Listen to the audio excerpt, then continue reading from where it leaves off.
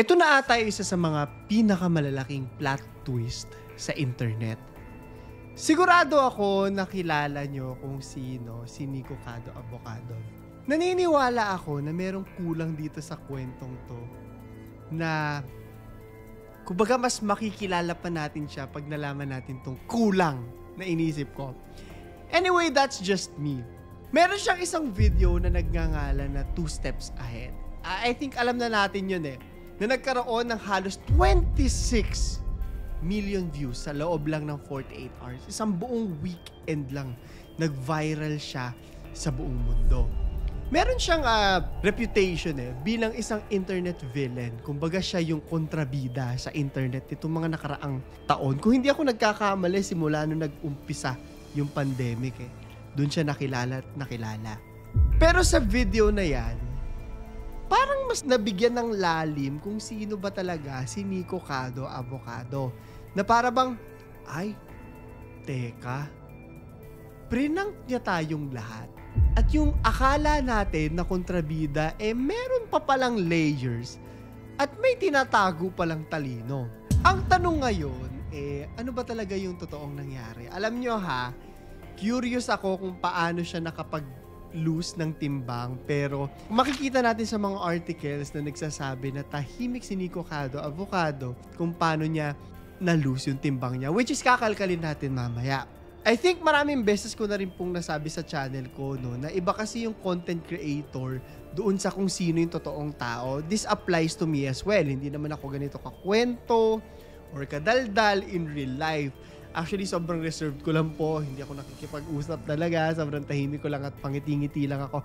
Which is why I know this for a fact. Dahil may mga kaibigan rin naman po akong content creators. Iba po talaga pag nasa harap kami ng camera, syempre, kailangan namin magbigay ng enerhiya. This is, at the end of the day, as much as malapit sa personalidad namin to, isang palabas po ito, Anyway, may mga katanungan ako tungkol sa kanya na nung inumpisahan ko i-research ito ngayong araw, talaga nagulat ako. At ikukwento ko yung mga bagay na yan sa inyo ngayong gabi. Kagaya na lang ng, sino ba siya bago siya maging Nico Cado Avocado? Ano yung trabaho niya? Ang layo sa ginagawa niya ngayon. At tsaka, pangtangang tanong pero bakit avocado? Nalaman ko rin yan. Mag-ready na kayo ng napakasarap na pagkain dahil mapapamukbang kayo sa sarap ng impormasyong malalaman natin ngayong gabi. Dahil ang pag-uusapan natin ay ang biggest internet plot twist. The untold story of Nico Cado Avocado. 2 steps ahead. I am always 2 steps ahead. I am always 2 steps ahead. Bago po tayo magpatuloy meron tayong 1,000 GCash giveaway. Kaya huwag niyo po kalimutan na mag-like, subscribe at notification bell. Sagutin niyo po yung question of the day natin sa dulo ng video na to. Kung gusto niyo magkaroon ng chance na mapasama sa mga pwedeng manalo ng giveaway natin. Eto na, umpisa na natin yung kwento. Pupuntahan muna natin yung 2 steps ahead na video. Makikita natin dyan pagkabukas ng video, yung transformation niya. Hala, bakit sobrang payat niya na bigla? Mula sa pagiging overweight na kung ano-ano yung kinakain, nabulaga lahat ng mga tao. Isang payat at tila healthier na Nico Cado Avocado. Kung titignan natin yung channel niya, matagal na rin kasi siyang hindi nag-a-upload. At marami nagtataka kung bakit hindi siya nag-a-upload. I think months din ang hinintay ng mga tao. And then people were starting to wonder, naku, actually may mga conspiracy theories din na baka namatay na to sa sobrang taba. Hindi naman po kasi talaga lahat ng sobra ay hindi healthy, General rule yan ng buhay. Or baka, laos na, siguro wala lang nanonood, kaya ayaw nang mag-upload, hindi na worth it. So, nagtatanong yung mga tao ng mga question na yan, And then, out of nowhere, the video just popped up. Ang sabi niya, ngayong araw, ay nagising ako sa isang napakahabang panaginip. In character pa rin siya. nawala ang 250 pounds sa katawan ko. Kahapon, tinatawag akong mataba, may sakit, boring, at irrelevant. Which is true, kung makikita nyo yung mga comments sa kanya, yan talaga yung sinasabi. And I think this is the reason why he named the video 2 Steps Ahead. Kumbaga, pinangungunahan niya na yung mga tao, naisahan niya ang mga nanonood sa kanya. People are the most messed up creatures on the entire planet, sabi niya. And yet, I've still managed to stay 2 steps ahead of everyone. Ito yung sabi niya. The joke is on you. Akala nila, akala ng mga tao na, ay, kontrabida to. Ay, walang kwenta to. Pero, naisip niya yung ganitong mga klase ng bagay. Dahil dito, biglang kalat-kalat yung reaction ng mga tao, yung mga analysis ng mga content creator sa kanya. Ako personally, naghintay po muna ako kasi curious ako kung paano siya pumayat. And hindi lumalabas to. Actually, finilm ko na to eh. Pero wala yung fact na yun eh. I think yun yung magbubuo sa kwento na to eh. That's just me ha. That's just me. And while maraming galit pa rin sa kanya, puro ka-fame horan kasi, yun yung term, yung ginagawa niya sa internet. Lahat na lang para sumikat, para mapag-usapan. And kahit ganun, parang nakikita ko na mas marami yung humanga sa kanya dahil dito sa latest video na in-upload niya. To be honest, nakakahanga po talaga kasi ang weight loss, napakahirap po niyan. Coming from me, I lost 10 kilos this year. Ang hirap po, napakatinding pagre-restrict sa sarili, disiplina, pagpaplano. Hindi siya biro. And that in itself, kahanga-hanga talaga. Especially if you are doing this because of your health. At kung malakita po natin, I think isa sa mga major concerns niya rin ay yung kalusugan niya. Hindi ko po alam dahil hindi ako nanonood naman ng mga videos niya, pero parang may mga tubo na siya doon sa ilong niya. Hindi ko po alam kung props lang yun ha. Comment niyo sa akin sa ilalim. Pero definitely, meron man siyang tubo sa ilong or hindi, hindi na talaga healthy kasi ang pagkain ng sobrang dami at pagtaba ng grabe-grabe. Hindi talaga siya healthy kahit hindi ka doktor. Obvious na obvious po yan. Ngayon, may mga conspiracy theory yung mga tao diyan sa pagpapayat na yan. And honestly, ito rin yung unang naiisip ko. But again, wala tayong mapupruwebahan dahil siya mismo hindi nagsasalita. Kung makikita mo sa mga articles, talagang mom siya sa fact na ito. Yung method na gagamitin, na babanggitin natin, is an issue on its own. Pinag-uusapan niya to, I think just last year, marami nagagalit kasi supposedly itong bagay na to ay para sa mga may diabetes, pero dahil sa mga gusto magpapayat, inuubos ng mga gusto magpapayat, naging issue siya. Naubusan yung mga dapat gagamit talaga. Ay, mamaya natin pupuntahan yan. Eto na, ang matinding hula ng mga netizens. I tried searching, Meron binanggit si Nico Cado kung gaano kadaming timbang yun natanggal niya, which is 250 pounds. Kinonvert ko, 113 kilos. Just imagine yung isa sa mga pinakamabibigat na dumbbells o weights na mahahanap ninyo sa gym. Mas matigat pa yung taba niya. So magpapaisip ka nag-e-exercise ba siya? Nagdidisiplina ba siya sa pagkain? And to be honest, yung 2 years, kung makikita po natin sa internet, matagal. Napakatagal na proseso po talaga nito. So, is he on any specific diet? Tikom yung bibig niya. So far, eto na. Ito na yung controversial na sinasabi ko sa inyo, which is yung Ozempic. I think may iba pang mga klase, Pero yung Ozempic na yan, eto I'm gonna be honest, kinonsider ko din siya. Also, magpapaka-honest ako na na-offer din siya sa akin. Actually, maraming mga artista, content creators ang biglang pumapayat dahil dito. Sikreto lang. I think marami sa kanila hot take. Marami sa kanila yung sinasabing nag-diet at exercise sila. Pero I think Ozempic talaga yung ginawa nila. Ako personally hindi. Dahil una sa lahat, mahal siya. At pangalawa, I'm doing this for my health. At kung dadayain ko, parang hindi lang din ako healthy, I think may mag-a-arise na ibang sakit pa. So, mahirap po talaga. Merong isang health expert na nagsabi na he may have used the medication such as Ozempic. Basic explain ko sa inyo, ito po yung Ozempic. Basically, sinusuppress niya yung hunger. So, hindi ka magugutom. Iko-control yung appetite mo. Mawawalan ka ng ganang kumain at pakiramdam mo lagi kang busog. Parang wala na lang sa'yo yung pagkain pag nakakita ka. Again, hula ko lang po ito. To this day, no one knows exactly, but I think this is how Nico Cado Avocado shed off all his weight. Diba? Sinabi niya rin kasi no, na 2 years prior is ginagawa niya na at nagpapaano na siya, nagpapapayat na siya, and all the videos that he posted on the internet, sa TikTok, sa YouTube were pre-filmed.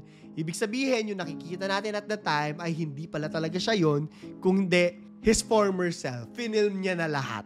Ganon! Okay, eto na. So after pulling this off, nag-start ako mapaisip, sino ba si Nico Cado Avocado? Kasi kung makikita niyo po yung niya, no? Kung makikita niyo yung last video, in character siya.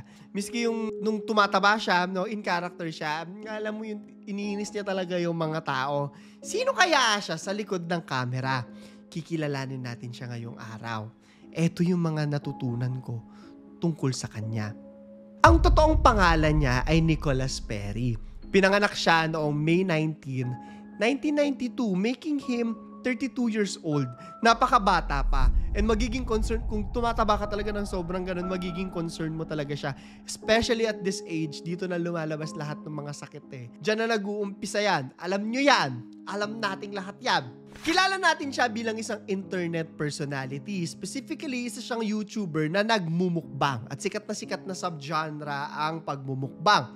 As of today, nakita ko po no, na meron siyang 4.44 million subscribers doon sa main account niya. I think meron pa siyang second at third na account. So, bakit ko inaalam tong mga bagay na to? Isa sa mga rason is I think yung weight loss niya reveals something about the real him.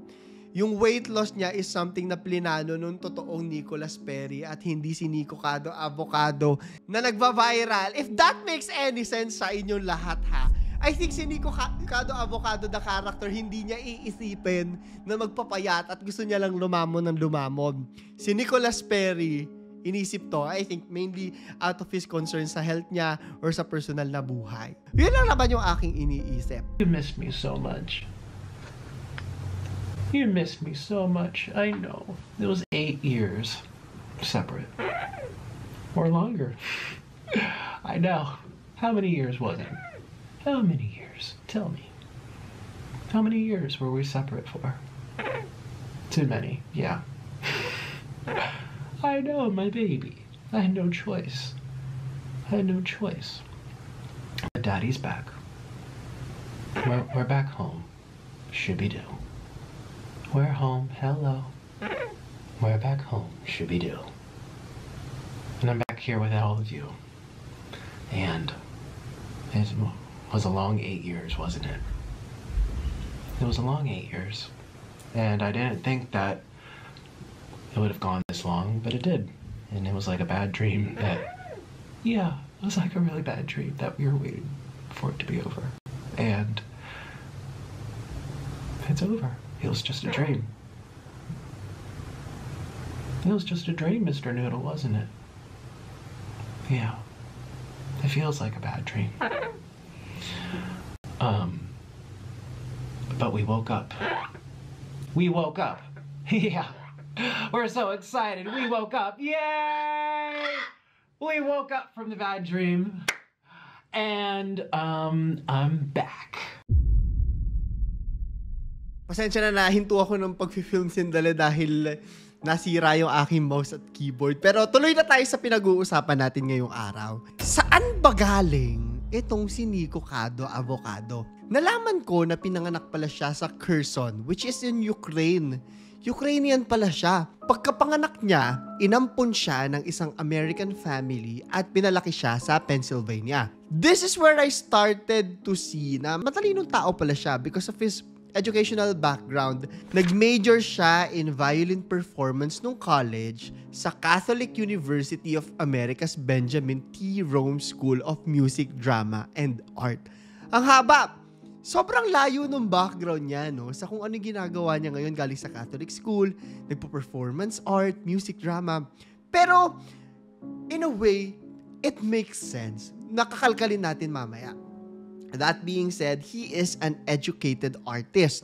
Around 2011 to 2012, bago ang lahat ng mga pinaggagawa niya, isa siyang freelance violinist at natatrabaho sa Home Depot. Pero nasabi niya sa sarili niya na, ay, alam mo, kulang to. At meron akong pangarap na gustong tuparin. Kaya lumipad siya sa New York like many artists. No? Kung alam niyo po, yung mga musicians, performers, sa New York talaga sila nagpupunta. Nagbabaka sakali na sumikat at makilala.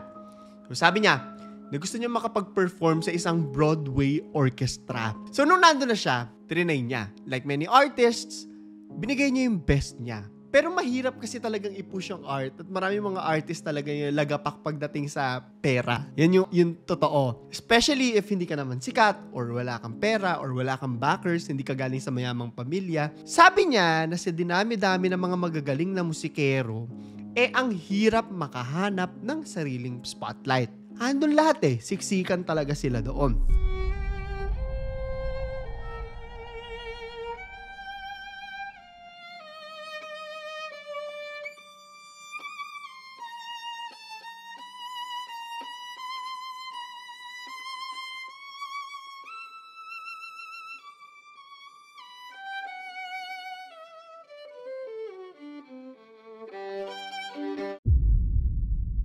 Okay, so sinuko niya na itong pangarap na to. Ang tanong ngayon, paano siya napasok sa pag-YouTube? Titignan natin ngayon. So itong si Nicholas, pakita natin na meron kasi siyang asawa. Ngayon, itong asawa niya, matagal nang may YouTube channel. Nauna pa sa kanya. Sabi sa kanya, gawa ka ng channel mo. Baka dito na yung hinihintay mong break. Baka dito ka sumikap. Also, pagkakakitaan to ng pera. At that time kasi nalalaman na ng mga tao na, ay, kumikita pala sa YouTube. Thus, the Nico Cado Avocado Channel. Dito kayo mabibigla. Kasi bakit Nico Cado Avocado? Alam nyo, pinangalanan niya palang avocado yung sarili niya dahil vegan, gulay-gulay at lifestyle vlogs pala siya nung nag-uumpisa siya. Syempre, kasama yung mga musical performances niya, no? Doon na nilalabas yung mga performance niya kasi nga yun yung background niya. So, avocado, tas yung Nicolas, no, ginawa niyang avocado yung Nicolas, Nico Cado. Tapos avocado. May recall, 'di ba? Yun pala yun. So, isang araw, September 1st, 2016. This is 9 years ago. Ang tagal na. Nagbago to nang sabihin niya yung frustrations niya sa vegan community.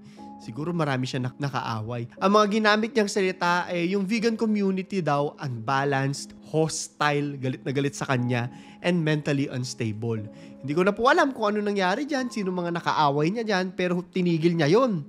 At mula doon ay nangyari yung unang plot twist ng kanyang channel, which is from vegan content, nag-umpisa na siya na gumawa ng mga mukbang videos. Alam nyo, isa pala siya sa mga naunang Amerikano na gumawa nitong pagmumukbang. Isa sa mga pioneers, kumbaga. Yung unang video niya, nakakuha agad ng 50,000 views. Sobrang dami nun ha. Nung 2016, hindi pa lahat kasi babad sa YouTube nun. Dito nag-umpisa yung parrot niya na asama niya habang kumakain, which is nandun din sa latest video niya na nag-viral.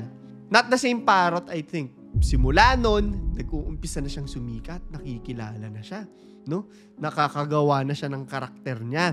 And noong 2018, isa sa mga patunay na sumisikat na siya is lumabas siya sa palabas na Tosh.0 na pinapalabas sa Comedy Central. Malaki yung Comedy Central ha, sikat yun. Dito ko na nakikilala kung sino ba talaga siya in real life kasi meron siyang isang weird na sinabi. Sabi niya, nagkakaroon siya ng manic episodes. If may mga problema kayo sa mental health nyo, alam nyo kung ano nangyayari dito.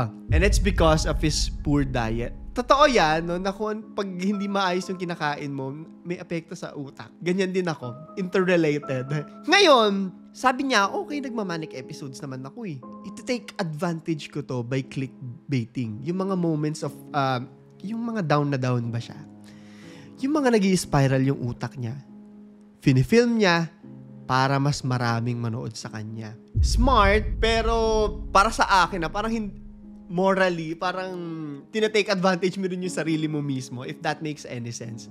Pero isa tong pasilip, kung sino ba talaga siya bilang si Nicholas Perry. Si Nicholas Perry nag-iisip talaga business-wise. Yun yung nakikita ko, no? Hindi siya si Nico Cado Avocado talaga, which is obviously a character. Meron siyang isang interview sa Mel Magazine noong 2021. Sabi niya, yung mga online conflicts niya raw.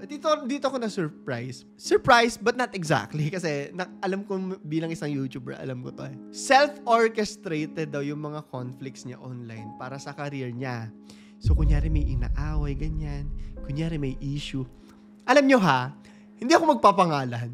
Pero I think obvious naman.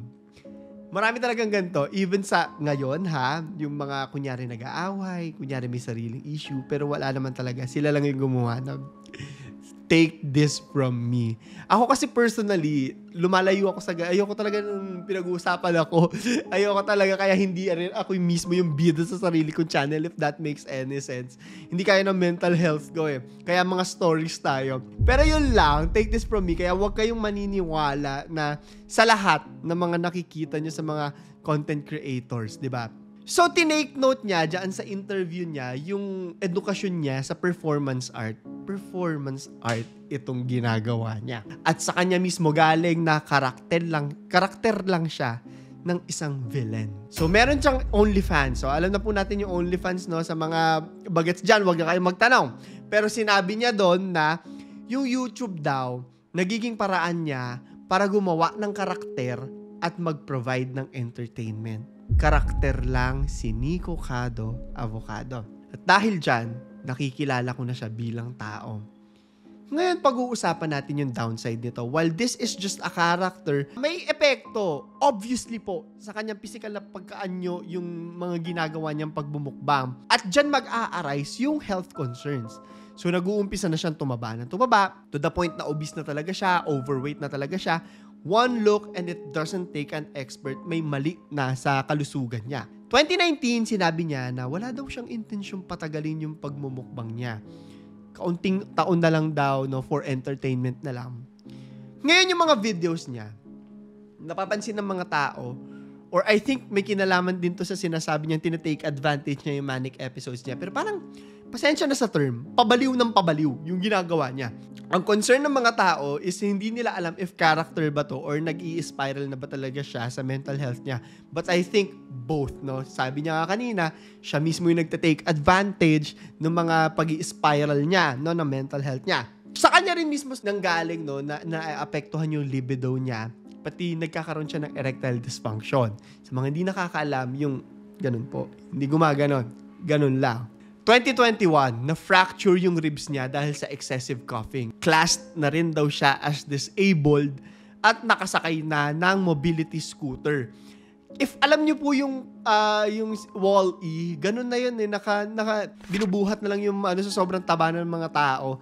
Binubuhat na lang sila ng mga scooter, mga hoverboard, mga ganyan. Apart from this, I didn't even know na may issue rin pala siya with fellow mukbanger Stephanie So. Pero nabalikan ko yung kanina, oo nga, no, sa kanya rin mismo galing, na planado lang din daw pala to. Again, huwag kayo naniniwala sa lahat ng mga nakikita nyo online. Alam nyo, normal lang talaga yung mga peke-peking away na yan eh. Kaya, huwag nyo masyadong iniintindi.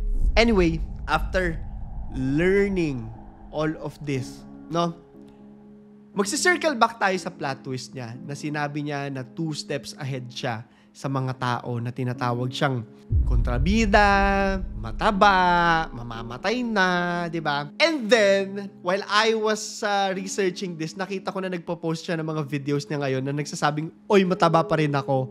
Which is sinesemento lang, no, na character talaga ito at nire-rage niya talaga ang mga tao. Dito ko napagtanto, character lang talaga siya. And the real Nicholas Perry was genuinely just concerned about his health, kaya siguro nagpapayat na rin siya. He played this out really nicely. Kaya ito yung question of the day natin para sa mga gustong sumali sa 1,000 Gcash giveaway natin. Naniniwala ba kayo, no, sa kwento niya kung paano siya pumayat? O sa tingin nyo, yung explanation niya na yan ay karakter niya lang bilang Nico Cado Avocado? I-comment nyo sa ilalim. So, yun lamang po. Ito si Clara III at ito ang aking kwento.